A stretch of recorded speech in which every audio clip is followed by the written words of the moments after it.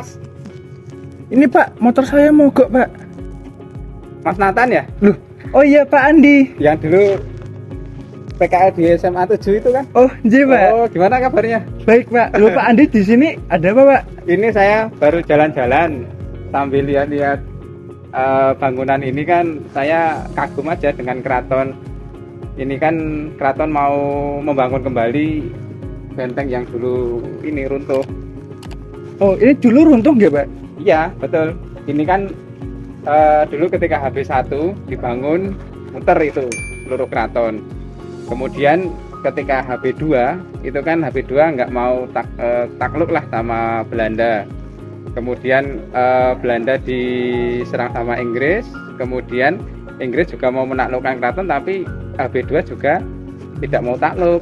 Akhirnya Inggris marah dan menghancurkan bangunan-bangunan benteng ini di keraton.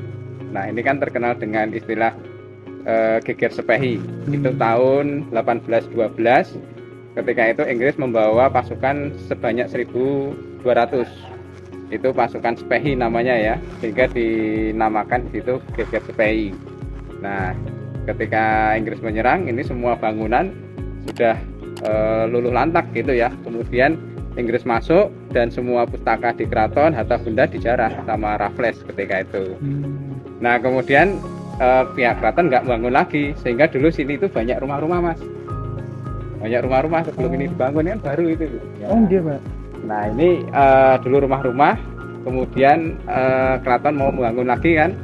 Alhamdulillah rumah penduduk itu tidak mengalami culture shock gitu, sehingga mereka mau pindah sehingga bisa dibangun lagi gitu.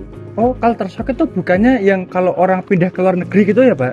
Culture shock itu. Terus Nah ya kalau menurut Simon Fraser itu kan culture shock itu dialami oleh orang ketika dia berada di suatu tempat kan. Nah seiring dengan globalisasi bisa juga perubahan sosial itu atau globalisasi itu masuk ke rumah atau ke wilayah orang tersebut gitu. Sehingga contohnya kayak misalkan di suatu wilayah mau dibangun jalan tol, nah kan harus digusur rumah-rumahnya. Nah itu kalau orang nggak siap bisa mengalami culture shock. Kemudian ada suatu pemukiman mau dibangun bandara, contohnya seperti di YI itu. Nah itu kan tiba-tiba datang kan, perubahan sosial datang kan, atau globalisasi kan datang.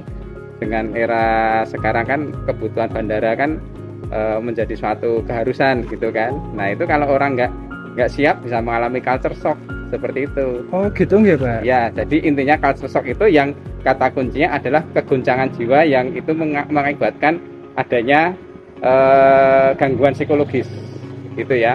Ketika itu bisa mungkin wujudnya bisa emosi, nggak mau nih rumahnya digusur.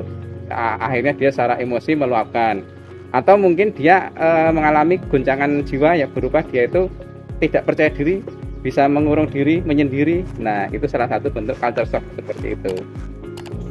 Wah asik nih ngobrol masalah ini globalisasi Mas. Oh iya Pak. Tapi cuacanya panas, kita cari tempat teduh di sana mungkin Mas ya. Gimana? Iya yang Pak. Oke kita ke sana aja. Oh iya Ini Pak. dituntun aja nggak apa-apa ya? Oh iya Pak.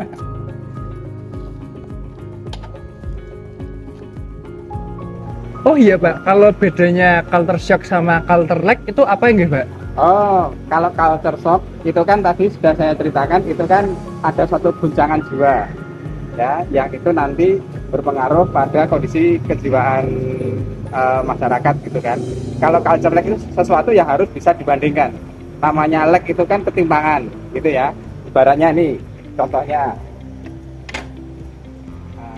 ada batu besar sama kecil kan. Oh iya Pak. Kalau menurut William Ogden, culture lag itu adanya suatu ketimpangan antara budaya material sama budaya non material.